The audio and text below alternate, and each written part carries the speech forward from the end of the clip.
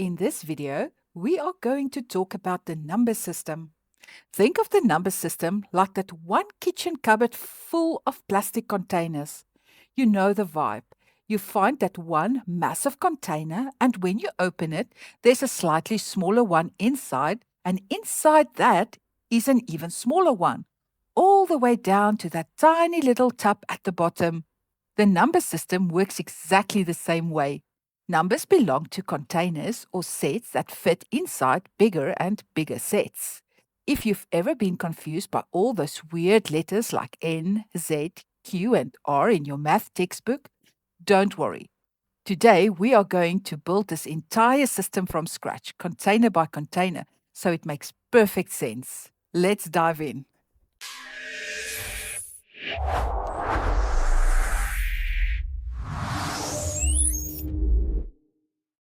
Okay, so let's start with the smallest container.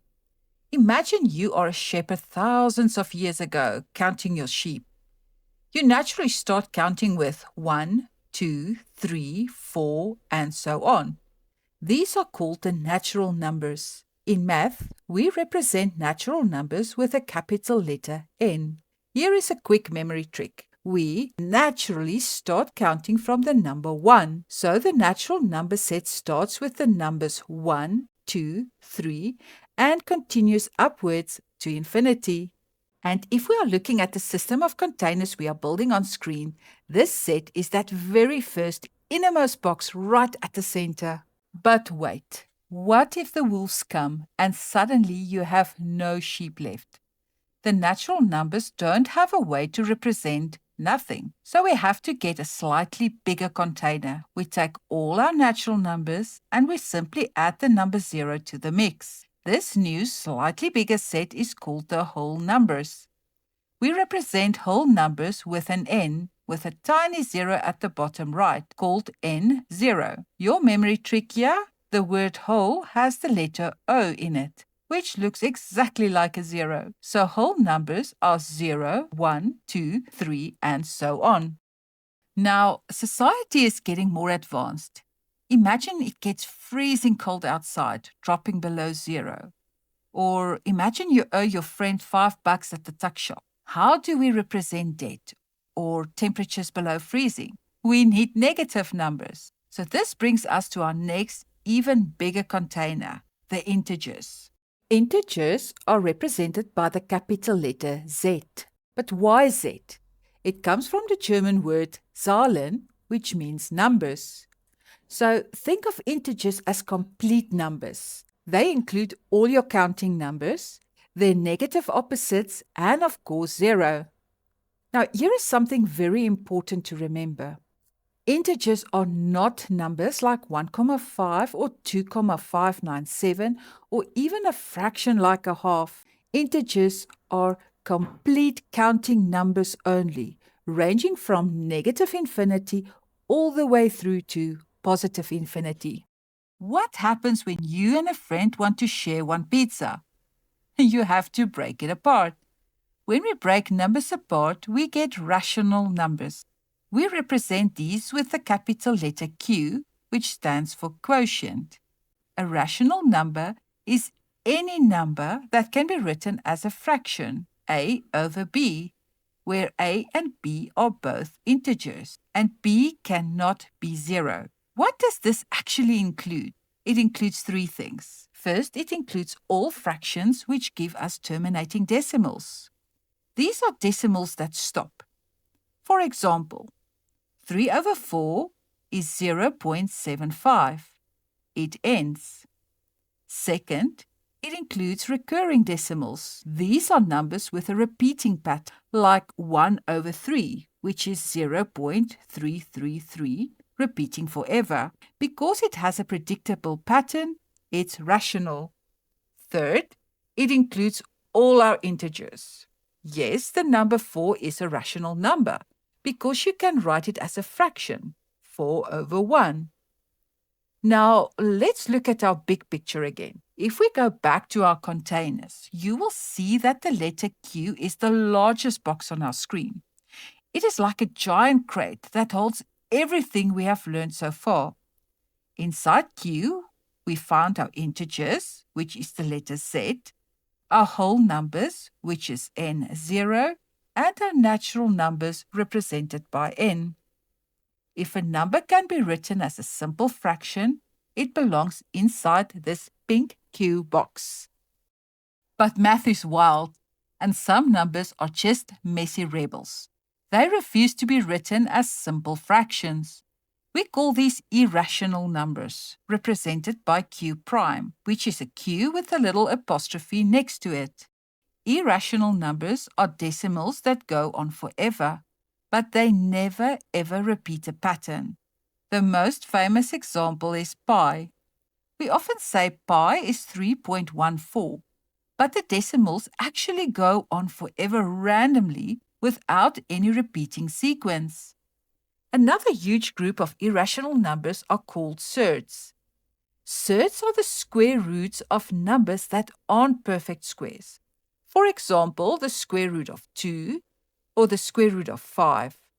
If you type them into a calculator, you just get a messy, random string of decimals.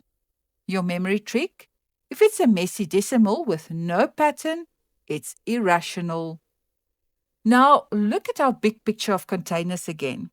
You will notice that Q prime, that is our irrational numbers, has its very own container on the left. It's separate from our big pink box because these numbers can't be turned into fractions like the others. Inside this grey box, we find our rebels like pi, the square root of 13, and all those decimals that never end. Now, let's pull out the biggest container of them all. If you take all the rational numbers and all the irrational numbers and put them together in one giant group, you get the real number system, represented by the letter R. The ultimate test for a real number is simple. If you can draw a dot for it anywhere on a number line, it is a real number. But wait, is there anything that isn't a real number? Yes, sometimes you type something in your calculator and it shouts math error. This usually means you've stumbled into one of two traps: non-real numbers or undefined numbers. Let's learn the difference. First, non-real numbers represented by R prime. This happens when you try to find the square root of a negative number, like the square root of -4. But why is this an error? Well, think about it. 2 times 2 is 4. And -2 times -2 is also +4. There is no real number in the universe that you can multiply by itself to get a negative result. So it's non-real. Second, undefined.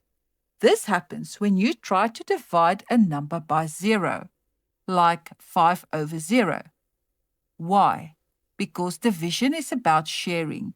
You can share 5 pizzas with one person, but you cannot share 5 pizzas with 0 people. It breaks the laws of logic. Your memory trick? Think of a 0 at the bottom of a fraction as a giant red flag. You simply cannot divide by 0. All right, let's do a quick summary and give you a pro tip for your exams. First is n. That is for natural numbers. It is our counting numbers starting from 1. N0 is for whole numbers, and they include the number 0. Z is for integers. That is all our positive and negative complete numbers. Q is for rational numbers, which include fractions, terminating decimals, and repeating patterns. And Q prime is for irrational numbers, those messy decimals that never end and never repeat. But here's the most important part. R is for real numbers. Think of R as the Grandmaster container. It is the massive umbrella that covers every single number we've talked about today. Whether it's a simple 1, a debt of -5 or half-eaten pizza fraction, or a wild symbol like pi, if you can fit it onto a number line, it belongs to the family of real numbers. And that is your ultimate test. If you can plot a dot for it on a number line, it is a real number. To help you visualize this big family of numbers, I've prepared a number system cheat sheet for you. It's a clean infographic showing exactly how these containers fit inside each other. You can download it for free, so just check out the link in the description below. Print it out or keep it on your phone to use while you study. Here is your exam pro tip. If you're stuck on a test, just type the number into your calculator and press equals. If it gives you a clean fraction or a repeating decimal, it's rational. If it gives you a random, messy decimal that fills the entire screen, it's irrational. And if it says math error, check the problem. If there's a negative inside a square root, it's non-real. And if there's a zero at the bottom of a fraction, it's undefined. Master these labels and you've mastered the foundation of grade 10 math.